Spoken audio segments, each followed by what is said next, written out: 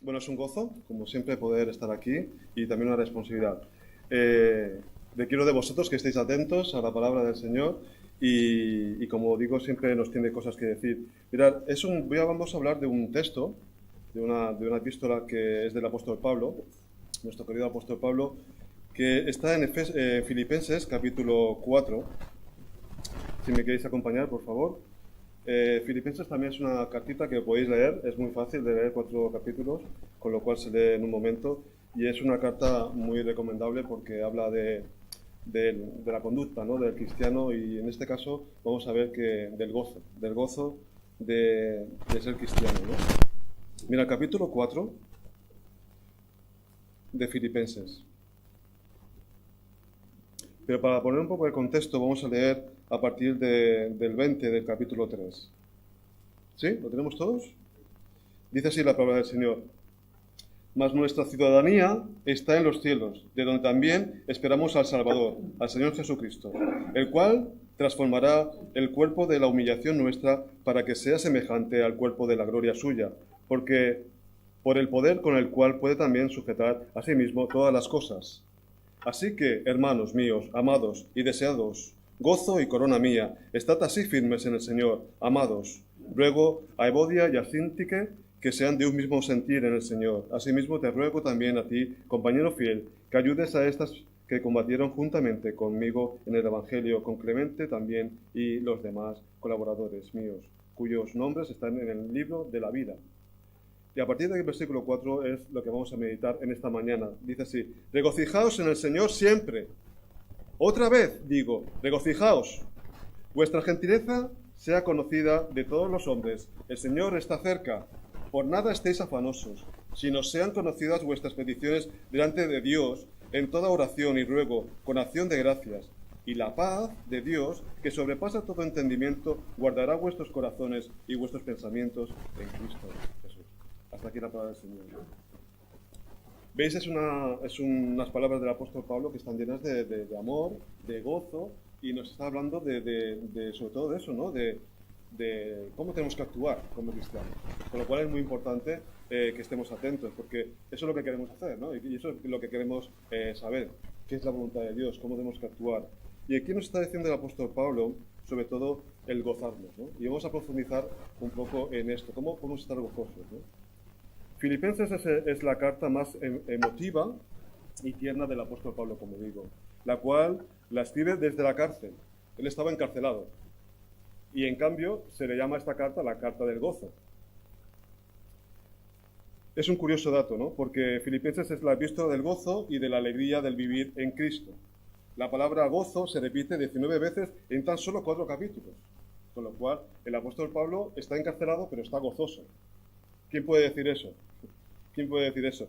Y además en una cárcel que no es como la de ahora. ¿Eh? Mi hermana, por ejemplo, que trabaja en una cárcel, ¿no?, que tienen de todo: gimnasio, tienen peluquería, tienen televisión, hasta trabajo. Bueno, tienen todo. Cualquiera estaría bien ahí. Pero el apóstol Pablo no. El apóstol Pablo estaba en una cárcel romana, con lo cual era bastante difícil estar ahí. La iglesia de Filipos fue la primera en establecerse en Europa. Esto lo vemos en Hechos, capítulo 16, del 8 al 40, que nuestro pastor emérito todavía no ha llegado, pero llegará y nos explicará cómo se estableció la iglesia en Filipos. Pablo amaba especialmente a esta iglesia, y también lo podemos comprobar en los versículos 3 y 5 del capítulo 1. Pero hay una pequeña fisura en Filipenses, ¿no?, en Filipos. Una división que se hace cada vez más patente y está originando un conflicto en la iglesia. Anda, ¿hay conflictos en la iglesia? Pues se ve que sí, ¿no? En la iglesia también hay conflictos. Y hay problemas, porque somos seres humanos y como tales, pues a veces pues, tenemos conflictos entre hermanos también. Y fisuras y divisiones, ¿no? Y está originando un conflicto en la iglesia encabezado, nos dice, por 2 mujeres, Evodia y Síntique. Y es curioso, ¿no?, porque salen en las cartas los nombres. ¿Os imagináis cuando estaban allí leyendo la carta y de repente Evodia y Síntique escuchan su nombre? Es fuerte. No sé si os habéis percatado de esto, pero claro, están leyendo una carta del apóstol Pablo y de repente salen vuestros nombres. Pues vaya mal rollo, ¿no? ¿Por qué? Porque había un conflicto. Había un conflicto entre esas hermanas. Además de que están sufriendo, la iglesia está sufriendo también persecución y amenazas de falsas enseñanzas. Es decir, la situación pues era complicada, como lo puede ser también ahora en nuestros días, ¿no? En este contexto, y desde una prisión, como digo, siendo plenamente inspirado por Dios, el apóstol Pablo escribe en Filipenses capítulo 2, del 17 al 18. Y aunque sea derramado en libación sobre el sacrificio y servicio de vuestra fe, me gozo y regocijo con todos vosotros. Y asimismo, gozaos, regocijaos también vosotros conmigo. En esta situación, el apóstol Pablo, inspirado por el Espíritu Santo, está escribiendo de que tenemos que estar gozosos. Y lo dice alguien que está en la cárcel. Nosotros que tenemos todo, a veces nos falta algo. O no, no sé, depende de nosotros, ¿no? Filipenses es llamada en algunas ocasiones la epístola de la experiencia cristiana, porque trata de la conducta personal más que de la teología. Su nota predominante es el gozo de la vida cristiana. Entonces, en esta mañana nos podemos preguntar, ¿podemos decir como el apóstol Pablo, me gozo siempre en el Señor en cualquier circunstancia? Esa es la pregunta que nos tenemos que hacer esta mañana y vamos a intentar contestarla con un pequeño bosquejo que surge de estos versículos, del 4 al 7. Me gustaría que estéis pendientes de estos versículos. Primeramente vamos a ver que el gozo depende de nuestra relación con Cristo. Nuestra relación con Cristo. Primer punto, ¿no? Segundo punto es nuestra relación con los demás. ¿Cómo estamos actuando con los demás? ¿Cómo tratamos a las personas? ¿Cómo tratamos a los cristianos? Pero no solamente a los cristianos, a los que están fuera, ¿no? Los que no están en la iglesia. Y luego nuestra relación con nosotros mismos. Y luego vamos a ver el versículo 7, que es como la conclusión de todo, ¿no? Pues vamos allá. Versículo 4. Regocijaos en el Señor siempre, otra vez digo, regocijaos. Y aquí el apóstol Pablo está dando exhortaciones, recomendaciones, ¿no? Y primeramente nos habla de forma imperativa, en presente, ¿no? Estos dos términos, regocijaos, pero lo repite dos veces, ¿no? El término se puede traducir como una despedida, cuando alguien se despide en la carta, pues, regocijaos, ¿no? Siempre en el Señor. Pero también en este contexto se traduce por el regocijo, estar contentos, estar felices, que también lo encontramos en Primera de Tesalonicenses, capítulo 5, versículo 16. Es un versículo muy cortito. Es decir, estar siempre gozosos. Y claro, es que dice siempre, ¿no? No dice de vez en cuando. Dice siempre. No sé por qué tuvo que poner aquí el apóstol Pablo. Porque siempre estar gozoso. A mí me cuesta un poco. No sé a vosotros. Estar gozosos. Estar gozosos. Siempre. Siempre. Imperativo. Jope, con el apóstol Pablo, ¿no? Estar gozosos. Y el gozo es un tema, como digo, importante en Filipenses, en la carta, ¿no? Y lo vemos en muchos versículos. Mira, vamos a ver algunos. Por ejemplo, Filipenses capítulo 1, versículo 4. Dice, siempre en todas mis oraciones ruego con gozo por todos vosotros. Filipenses 2, 18. Asimismo, gozaos y regocijaos también vosotros conmigo. Él insiste en el gozo. Pensar que estaba metido en una cárcel, Filipenses 3:1. Por lo demás, hermanos, gozaos en el Señor. Para mí no es molestia escribiros las mismas cosas, y para vosotros es útil. Y es que, hermanos, el gozo, que es mucho más que la alegría, que es mucho más que estar contentos, que estar alegre. El gozo es algo interno, es una sensación interna, ¿no? Que no depende o no debe de depender de nuestras circunstancias. Las circunstancias pueden ser malas, pero nosotros podemos estar gozosos. A lo mejor tristes, no contentos, pero gozosos, sí, porque el gozo es mucho más que las circunstancias. Por eso el apóstol Pablo, estando en la cárcel, él estaba gozoso. ¿Por qué estaba gozoso? ¿Por qué? La clave es la relación de los creyentes en Cristo, en el Señor. Porque hemos leído, regocijaos en el Señor, ¿no? Esa es la clave. Regocijaos en el Señor. No por nosotros, sino en el Señor. Que esto implica muchas cosas, ¿no? Regocijaos en el Señor. Proporciona la respuesta. El gozo lo podemos tener porque estamos en el Señor. Ya sabéis, lo hemos dicho muchas veces, que somos la Iglesia es el cuerpo de Cristo. Estamos unidos a Él. Y por eso todo lo tenemos que hacer en el Señor. Porque estamos en su cuerpo. Dentro de su cuerpo. Él es la cabeza. Un solo espíritu. Y esa es la clave de todo, ¿no? Regocijaos en el Señor. Esto proporciona la respuesta. Este gozo no está basado en cómo nos sintamos con respecto a nuestras circunstancias, como decíamos, ¿no? Personales, sino en el hecho de nuestra comunión con Cristo y con los hechos acerca de Él. ¿Qué quiere decir eso? Por la obra que Él hizo en la cruz. Lo que Él representa para nosotros. Él es el cuerpo de Cristo, como decía antes, ¿no? El apóstol Pablo nos está diciendo en pocas palabras, pensad en eso en un momento. Pablo está diciendo, y podréis gustar el gozo, cualesquiera que sean las situaciones, si estamos en Cristo. Si estamos en Cristo.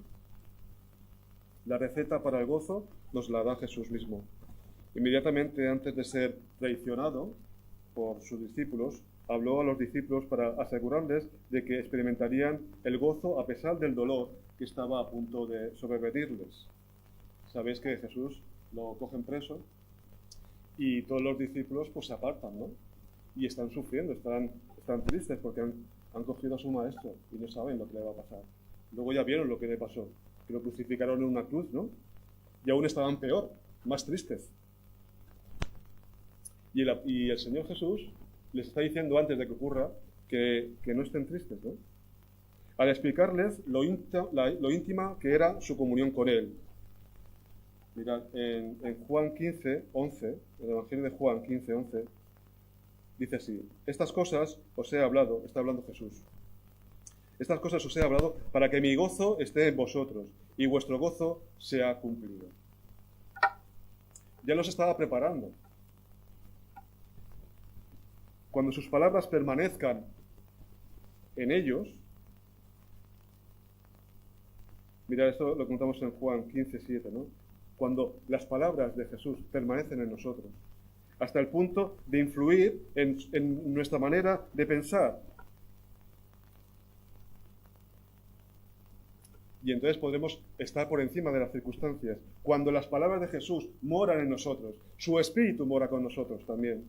Permanecer las palabras de Jesús en nosotros. Evangelio de Juan, capítulo 15, versículo 7, ¿no? Eso es lo que Jesús estaba diciéndole.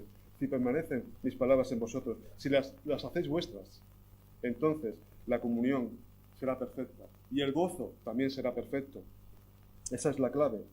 Pablo dice, los que han captado la verdad bíblica de que son justificados por gracia, por medio de la fe en Cristo, pueden regocijarse aún en sus sufrimientos. Es cuando hemos aceptado la verdad bíblica y estamos justificados por su gracia, por medio de la fe en Cristo. Esa es la clave, hermanos. Si alguien no ha dado ese paso de fe, si todavía no ha dado ese paso, tiene que darlo para sentir el gozo que Dios puede dar. Porque solamente es por Cristo que encontramos ese gozo. Y nosotros hemos encontrado ese gozo. Hemos sido justificados por gracia, porque hemos creído en Jesucristo y en su obra.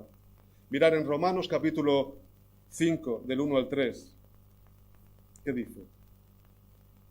Romanos 5, del 1 al 3. Justificados pues por la fe, tenemos paz para con Dios por medio de nuestro Señor Jesucristo, por quien también tenemos entrada por la fe a esta gracia, en la cual estamos firmes, y nos gloriamos en la esperanza de la gloria de Dios. Y no solo esto, sino que también nos gloriamos en las tribulaciones, sabiendo que la tribulación produce paciencia. ¿Por qué podemos estar contentos cuando padecemos? Porque estamos en Cristo. Porque hemos creído en Él. Porque por gracia somos salvos. Y porque hemos sido justificados por su sangre. Porque esa es una realidad de nuestras vidas. Por eso podemos gozarnos.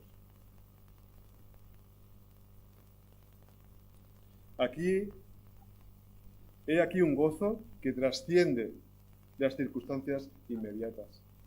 Porque no tiene la mira, no mira lo de aquí, lo terrenal, sino su mirada está en la esperanza que tenemos en el cielo, ¿no?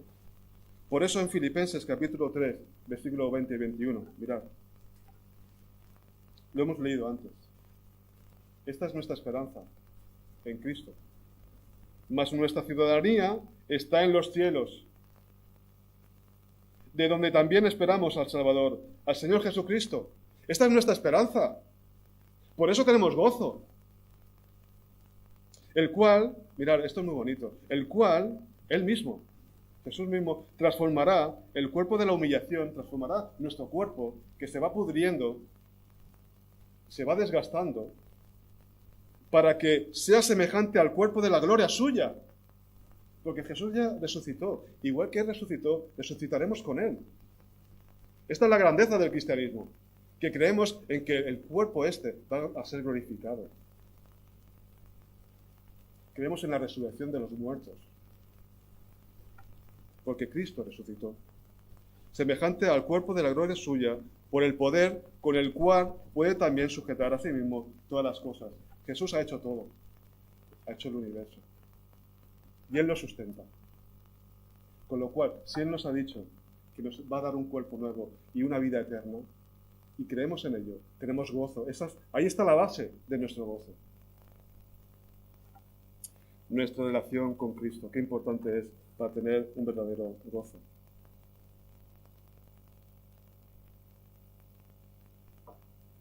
El segundo punto es nuestra relación con los demás. ¿Cómo podemos decir que tenemos gozo y en cambio pues menospreciar o machacar al compañero? ¿Cómo podemos decir, yo tengo gozo y te machaco, ¿no? Como hermano, te quiero mucho, yo amo a Dios, pero incoherente, ¿a que sí? Versículo 5, mirad. Dice, vuestra gentileza sea conocida de todos los hombres. El Señor está cerca. ¿Por qué dice el apóstol Pablo esto? ¿Qué relación tiene esto con el gozo? Pues mucho, por lo que acabo de comentar. Si tú tienes gozo, ¿cómo vas a menospreciar o vas a ser poco gentil con el que tienes al lado? No, si tú tienes gozo, se demuestra en que eres amable con los demás. Porque has recibido el amor de Dios. Nadie puede dar amor si no lo has recibido de Dios. Y si tú no demuestras amor, es que no has recibido amor. Si tú no das misericordia, es que no has recibido misericordia. Todo lo que hay en nosotros no es nuestro, es porque Dios nos lo ha dado. Entonces, ¿cómo puedes decir que estás gozoso y menospreciar a tu hermano?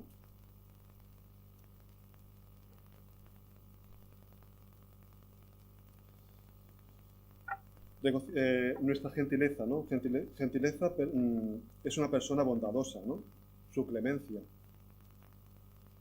Este llamado a la vida cristiana, del gozo y de la gentileza, ya lo vemos, ¿no? El apóstol Pablo, por ejemplo, en el capítulo 2, versículo 3, nos está insistiendo en cómo tenemos que actuar como cristianos, ¿no? Mira el capítulo 2, versículo 3. Dice así, nada hagáis por contienda o por vanagloria, antes bien con humildad, estimando cada uno a los demás como superiores a él mismo, no mirando cada uno por lo suyo propio, sino cada uno, cual también por los demás, por los otros. ¿Veis? Aquí el apóstol Pablo insiste en este tema, de ser gentil, de ser amable, de reconocer en el otro que a lo mejor puede ser mayor que tú. Tú te crees tan sabio, tan inteligente. Pues hay que aprender de todos. Tenemos que relacionarnos unos con otros, ¿no? No humillarnos. El término es mejor traducido como agradable, suave o ceder de vez en cuando, ¿no? Todo esto también lo encontramos en diferentes sitios del Nuevo Testamento, ¿no? Primero en Timoteo 3.3, en Tito 3.2 o en Santiago 3.17. Es un tema muy, muy importante también en todo el Nuevo Testamento y en el Antiguo también. con lo cual tenemos que ser agradables a los demás, no ásperos, no suaves, ¿no? Bondadosos. Dice que vuestra gentileza sea conocida de todos los hombres, no solamente de la iglesia, que aquí somos todos muy, muy respetuosos, ¿no? Pero también cuando salimos fuera, de todos los hombres, tenemos que ser conocida nuestra gentileza de todos los hombres, ¿no? Este versículo se ha interpretado de dos maneras. Primeramente, los creyentes deben tener esta amabilidad hacia los otros creyentes, ¿no? Los que tenemos en la iglesia, para aquellos fuera de la iglesia que se den cuenta y sean atraídos por Cristo, ¿no? Si ellos, los de afuera, ven que nosotros nos portamos bien entre nosotros, verán que nos amamos, ¿no?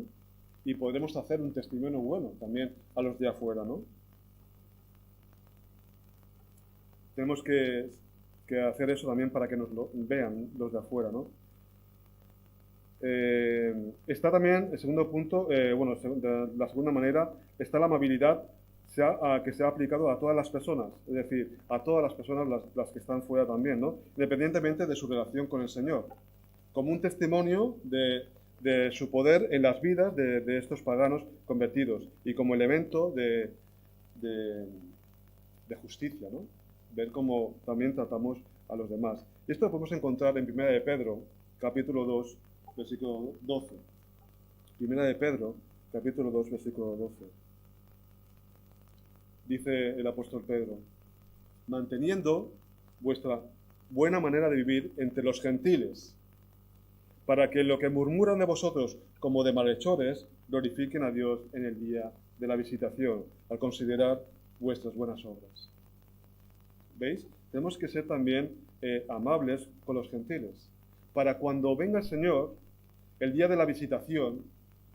¿Cuándo es el día de la visitación? Probablemente se refiere al día del juicio, ¿no? Cuando ya venga el Señor y haya el juicio final.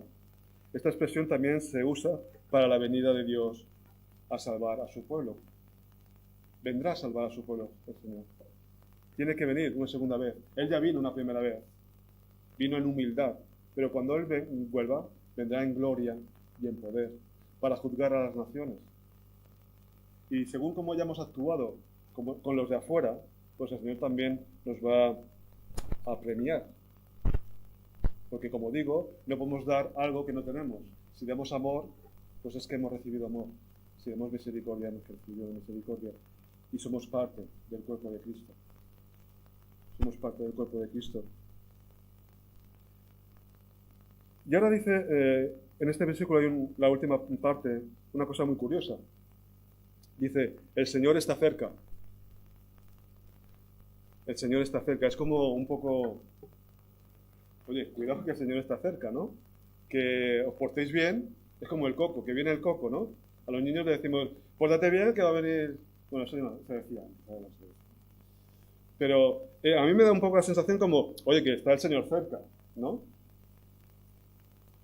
Esta palabra cerca es una cuestión, se usa en cuestión de tiempo.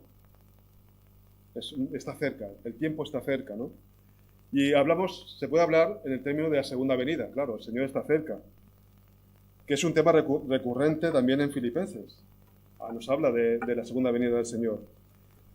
Esto tiene un significado muy similar a la palabra aramea maranata. ¿Os acordáis de una vez que hicimos una predicación? Maranata, el Señor viene. El Señor viene, el Señor está cerca. Y como yo digo siempre, si el Señor está cerca, pues tenemos que actuar conforme a la voluntad de Dios. Pero es que también nosotros podemos ir para allá. Es decir, que de una manera u otra tenemos que estar firmes y preparados y hacer siempre la voluntad de Dios y ser gentil con todos. Porque o viene el Señor o nosotros vamos para allá y tendremos que dar cuentas. Con lo cual no nos escapamos, hermanos. Tenemos que actuar siempre bien y estar firmes en el Señor.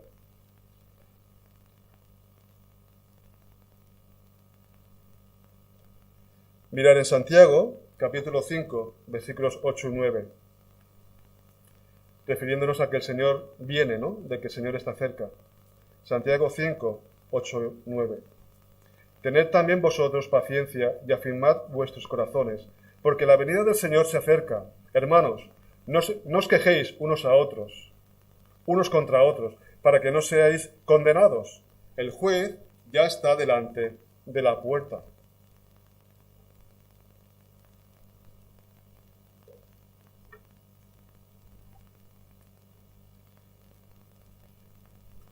Cualquier expectativa en cualquier momento de la segunda venida era y es un estímulo para la vida cristiana.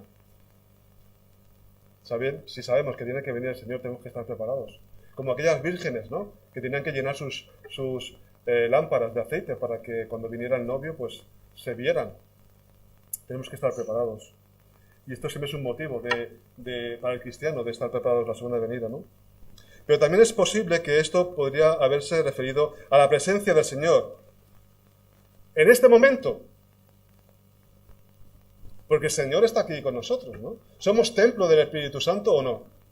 El Espíritu Santo mora en nosotros, con lo cual, donde 2 o 3 se reúnen, ahí está Dios.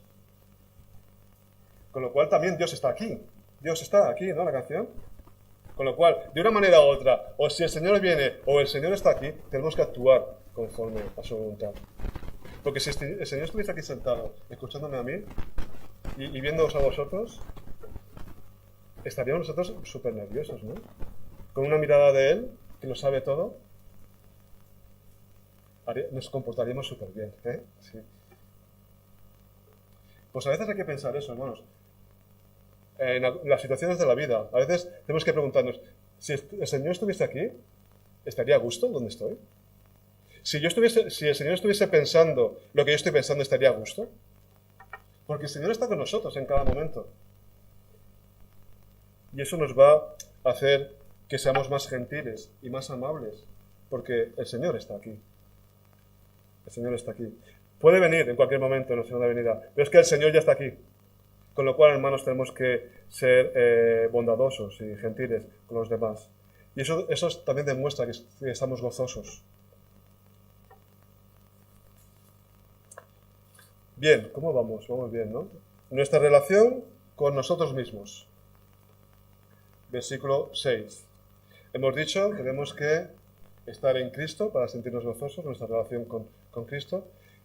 Portarnos bien con los demás, nuestra relación con los demás, y ahora nuestra relación con nosotros mismos. ¿Cómo pensamos? ¿Qué cosas nos decimos a nosotros mismos, no? Por eso el versículo 6 dice, por nada estéis afanosos. Y esto es individual. Cada uno se pone afanoso uno, no el otro. Yo me pongo afanoso yo. Me altero yo mismo, ¿no? Con lo cual es la relación que tengo conmigo mismo. ¿Por qué me altero? ¿Por qué me afano? Y claro, el apóstol Pablo otra vez, con sus adjetivos, ¿no? Por nada. No, por un poco, ¿no? Por nada. Siempre gozosos y por nada. El apóstol Pablo, sí. Ni un poquito apóstol Pablo. No, por nada. No puedes estar afanoso por nada. ¿Y por qué? ¿Por qué? La iglesia de Filipos estaba bajo una gran tensión, tanto dentro de la iglesia como fuera. Es decir, tenían problemas dentro y problemas fuera. La ansiedad no es una característica adecuada para la vida cristiana. ¿A qué no? Una persona ansiosa, nerviosa, oye, pero tú, ¿por qué estás tan nervioso? Si has conocido a Cristo, si tienes el gozo de la salvación, si, ¿no? ¿Por qué estás tan nervioso? ¿Por qué estás tan afanado? ¿Por qué? ¿Por qué?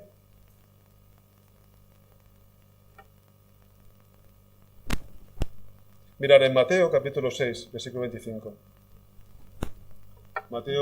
Evangelio de Mateo capítulo 6, versículo 25. Por tanto os digo, no os angustiéis por vuestra vida, qué habéis de comer o qué habéis de beber, ni por vuestro cuerpo, qué habéis de vestir. ¿No es la vida más que el alimento y el cuerpo más que el vestido?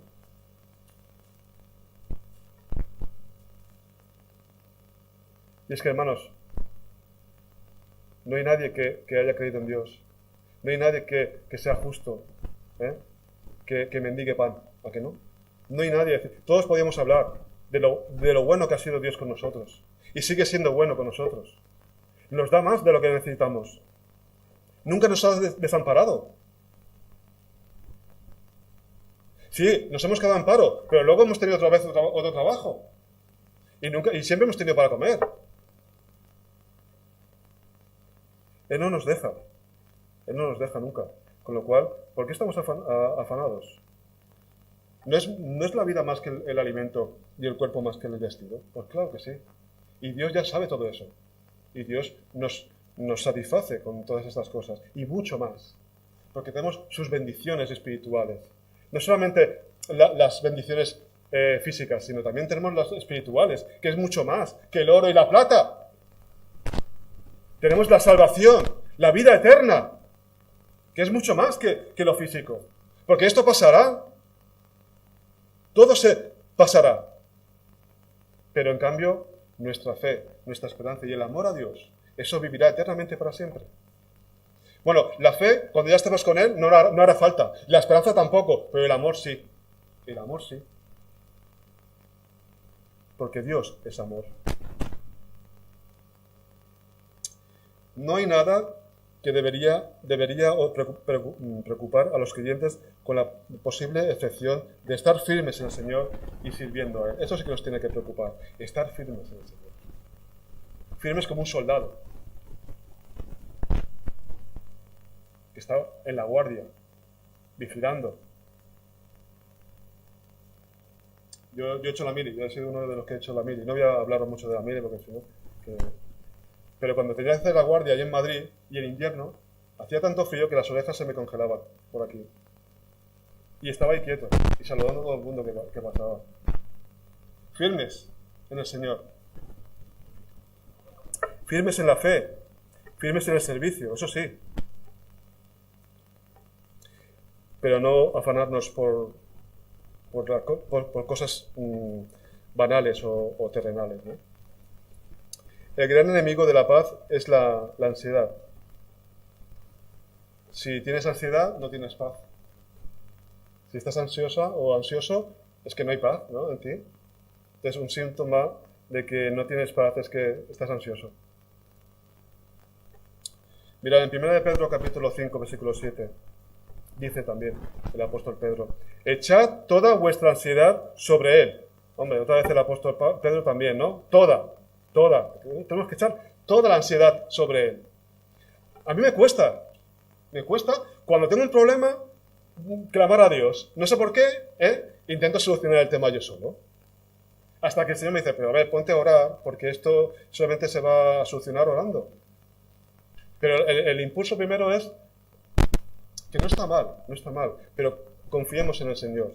Descansemos, echad toda nuestra ansiedad sobre Él. Porque Él tiene cuidado de vosotros. Él ya sabe todas las cosas. Él ya sabe, pero a Él le gusta que le oremos, que hablemos con Él, que le digamos. Por eso el versículo sigue, versículo 6 dice: toda oración y ruego con acción de gracias. Por nada estéis afanosos, pero en cambio tenemos que orar con acción de gracias y dar gracias. Esta es una respuesta clave a la ansiedad. Esta es una respuesta clave a la ansiedad. Cuando estemos ansiosos, oración y dar gracias. Oración y dar gracias. El apóstol Pablo es lo que hacía en la cárcel. Oración y dar gracias. Estando en la cárcel. Oración y dar gracias.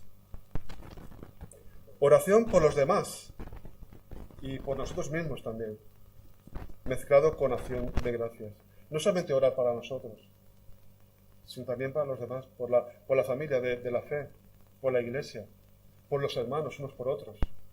No tenemos que orar solamente por nosotros, tenemos que orar también por los demás, como hacía el apóstol Pablo, como hacía Jesús, en el capítulo 17, la oración sacerdotal.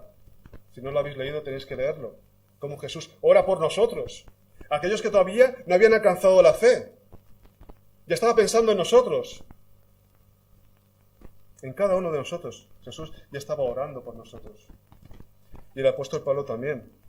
Nosotros tenemos que orar por aquellos que todavía no han entrado por la puerta. Por aquellos que todavía no han conocido a Cristo.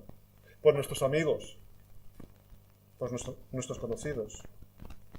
Siempre con acción de gracias también. Es interesante la frecuencia con que el apóstol Pablo usa el término acción de gracias en combinación con la oración. Mirad en Efesios capítulo 5 versículo 20. Dice así: dando siempre gracias por todo al Dios y Padre, en el nombre de nuestro Señor Jesucristo. Dando siempre gracias por todo al Dios y Padre.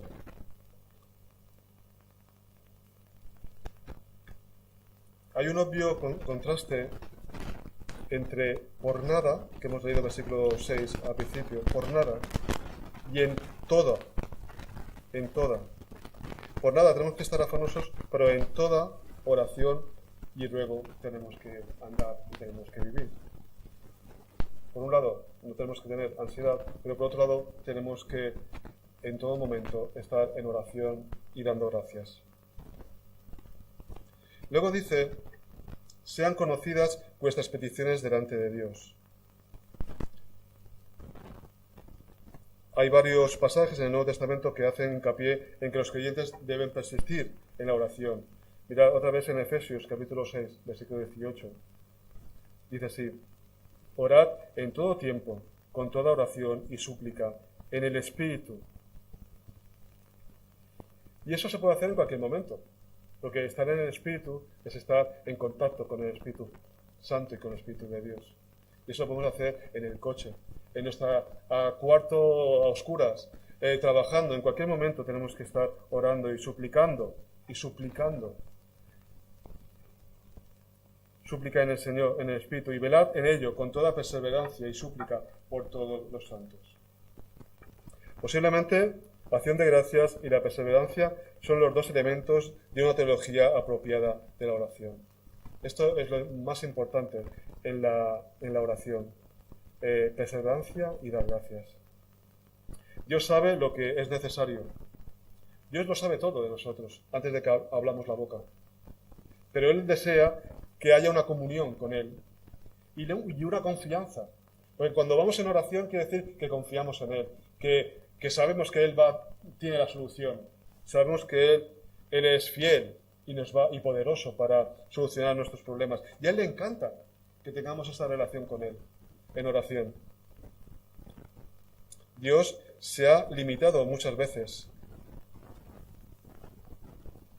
porque Él desea que nosotros le oremos a Él, pidiéndole. Y Él está limitado. Como decía hace unos domingos, Él tiene muchas bendiciones que nosotros no alcanzamos porque no se las pedimos. Por eso Santiago, el hermano de Jesús, Santiago 4:2, dice: pero no tenéis lo que pedís, porque pedís mal. Cuando oramos, no pedimos conforme a la voluntad del Padre, sino pedís mal, para satisfacer vuestros deseos carnales. Al Señor le encanta que oremos, que le pidamos, que le roguemos, ¿no? No estemos afanosos, hermanos. No estemos afanosos porque tenemos que descansar en el Señor, ¿no? Tenemos que también tener un pensamiento acuerdo a la voluntad del Padre. Cuidado con nuestros pensamientos, lo que nos vamos diciendo a nosotros mismos, ¿no? Como conclusión, la conclusión está en el versículo 7. Si estamos en Cristo, si nos portamos bien con el hermano, si hablamos bien con nosotros mismos y no estamos afanosos, entonces, ¿qué ocurrirá? El versículo 7. Y la paz de Dios, que sobrepasa todo entendimiento, guardará vuestros corazones y vuestros pensamientos en Cristo Jesús. Y la paz de Dios. Es interesante que en este contexto la paz de Dios se mencione en el versículo 7 y el Dios que da esa paz se menciona en el versículo 9. Mira, el versículo 9 de este mismo capítulo, ¿qué dice? Y lo que aprendisteis y recibisteis y oísteis y visteis en mí, esto haced, y el Dios de paz estará con vosotros. Dios es el Dios de paz, ¿no? Pero aquí vemos que la paz es un término diferente, ¿no? La paz de Dios. La paz es utilizada en varios sentidos diferentes en el Nuevo Testamento. Puede ser un título, ¿no? Un título como vemos, por ejemplo, en Filipenses 4:9. Y puede también, o como acabamos de ver, ¿no? Un título de Dios. Dios de paz. Esto es un título. También puede ser hacer referencia a la paz del Evangelio en un sentido objetivo. Mirad, en Colosenses capítulo 1, versículo 20, dice así: y por medio de él, de conciliar consigo todas las cosas, así las que están en la tierra como las que están en los cielos, haciendo la paz mediante la sangre de su cruz. Es una paz objetiva, la paz que da Cristo por medio de su sangre, ¿no? Y el tercer punto, la tercera manera de entender la paz, puede hacer referencia a la paz del Evangelio en un sentido subjetivo. Mirad, Colosenses capítulo 3, versículo 15. Y la paz de Dios gobierne en vuestros corazones, a la que asimismo fuisteis llamados en un solo cuerpo, y sed agradecidos. Vemos aquí diferentes tipos de paz. Pero ya entendemos todos lo que significa la paz, ¿no? Esa sensación de tranquilidad, de estar bien con Dios, porque hemos sido reconciliados con Él. También puede haber en la palabra de Dios la unión de dos maneras, ¿no? de paz, la segunda y la tercera. Y esto lo encontramos en Romanos capítulo 5, versículo 1, que dice así: justificados pues por la fe, tenemos paz para con Dios por medio de nuestro Señor Jesucristo. Esta es la unión de dos tipos de paz, ¿no? Y se nos dice en el versículo 7 que sobrepasa a todo entendimiento. Es una paz que no podemos entender. Es una paz que cuando uno la tiene, viene de lo alto. Es celestial. Es una paz de Dios. No se puede entender. A veces tenemos una paz que no podemos entender, sobre todo a veces cuando estamos en una operación, y pedimos al Señor que nos dé paz, y el Señor nos da una paz, una tranquilidad, porque descansamos en sus promesas, descansamos en Dios, ¿no? Es una paz que sobrepasa todo entendimiento. Se ha interpretado de dos maneras. La paz de Dios es mejor que la razón humana. Otra manera de entenderlo es: la paz de Dios está más allá de la razón humana. Los caminos de Dios están más allá de nuestros caminos. Isaías 55:8, ¿a que sí, hermanos? Todo lo sabéis, ¿no? Porque mis pensamientos, ¿qué dice? No son vuestros pensamientos, ni vuestros caminos, mis caminos, dice Jehová.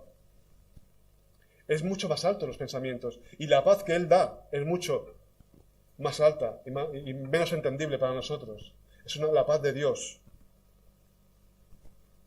Un ejemplo de esta paz, que sobrepasa toda capacidad humana para entender, se encuentra en la vida del apóstol Pablo.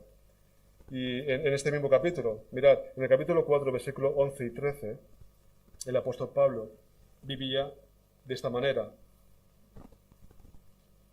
Mirad cómo vivía él. Y qué paz tenía, ¿no? Porque dice, versículo 11, no lo digo porque tenga escasez, pues he aprendido a contentarme, cualquiera que sea mi situación. Sé vivir humildemente y sé tener abundancia. En todo y por todo estoy enseñado, así para estar saciado como para tener hambre, así como para tener abundancia como para padecer necesidad. Todo lo puedo en Cristo que me fortalece. ¿Veis la paz, la tranquilidad, la confianza que tenía Pablo en Dios y en Jesucristo?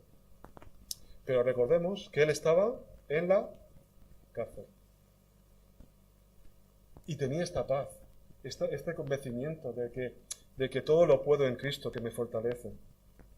¿Lo tenemos nosotros, hermanos, esto? ¿O tenemos ansiedad? ¿No tenemos gozo? ¿Tenemos la paz de Dios? ¿La tranquilidad de saber de que todo lo puedo en Cristo que me fortalece? Sigue diciendo este versículo: guardará vuestros corazones y vuestros pensamientos. Los dos términos griegos, corazón, cardia, y mente, nous, son sinónimos para hablar de toda la persona, de todo el ser humano, ¿no? Sentimientos y pensamiento. Sentimientos y pensamiento. Pablo enfatiza el pensamiento cristiano a lo largo de esta carta. Lo vemos también en Colosenses capítulo 2, versículo 2.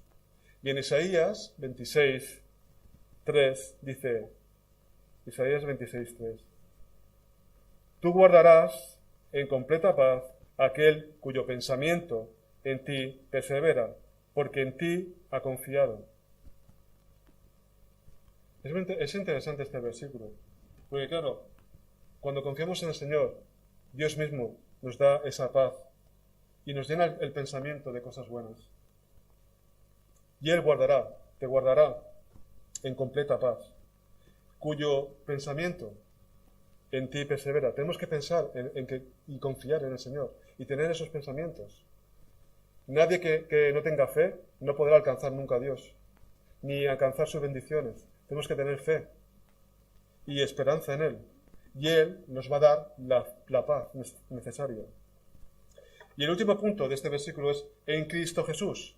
Otra vez nos está hablando que todo, el gozo, la paz, el desasosiego, bueno, la tranquilidad me refiero, está en Cristo. Esta es la clave. Él es la clave para entender la teología de Pablo. Todos los beneficios de Dios y el fluir de bendiciones a la humanidad caída es a través de la vida, las enseñanzas, la muerte, resurrección, la segunda venida y la unión personal con Cristo Jesús. Todo es por Él, porque Él ha hecho la obra perfecta. Y estamos en Él. Por eso es en Cristo en que hallamos también esa paz y esa tranquilidad. Los creyentes están unidos vitalmente con Él. Es nuestra vida. Es nuestra vida. Si no estamos unidos a Él, nos vamos a morir, nos vamos a secar como una pasa. Esto es teológicamente sinónimo de permaneceréis en mí del Evangelio de Juan, capítulo 15. ¿Habéis leído el Evangelio de Juan, capítulo 15? La vid verdadera. Si no estamos unidos a Él, nos vamos a secar. Y la uva, que está tan regordeta y tan llena de vida, si le da el sol, ¿qué le pasa? Que se convierte en una pasa y se muere. Pero si estamos unidos a Cristo, permanecemos en Él, tenemos vida y tenemos paz. Por eso, también en el Evangelio de Juan, capítulo 14, versículo 27, este versículo es muy famoso. La paz os dejo, mi paz os doy. Yo no os la doy como el mundo la da. No se turbe vuestro corazón, ni tenga miedo. ¿Tenemos gozo, hermanos? ¿Estamos en Cristo? ¿Amamos a los hermanos? ¿Cómo pensamos? ¿Cómo pensamos? ¿Pensamos en la voluntad de Dios, en todo lo perfecto, en todo lo bueno, en todo lo amable? ¿Tenemos paz en nosotros? Si no es así, tenemos que pedir al Señor y Él nos dará la paz. Si no has ido a Cristo, tienes que ir a Cristo, a los pies de Cristo. Pedir perdón y hallarás el gozo. ¿Qué es mayor que la alegría? El gozo de saber que hay una vida mejor, que después de esta vida hay más vida. Mira, me gustaría acabar con Filipenses capítulo 1, versículo 21. Filipenses 1, capítulo 21. Que digamos todos a una este versículo, porque para mí el vivir es Cristo y el morir es ganancia. Que el Señor nos bendiga. Amén.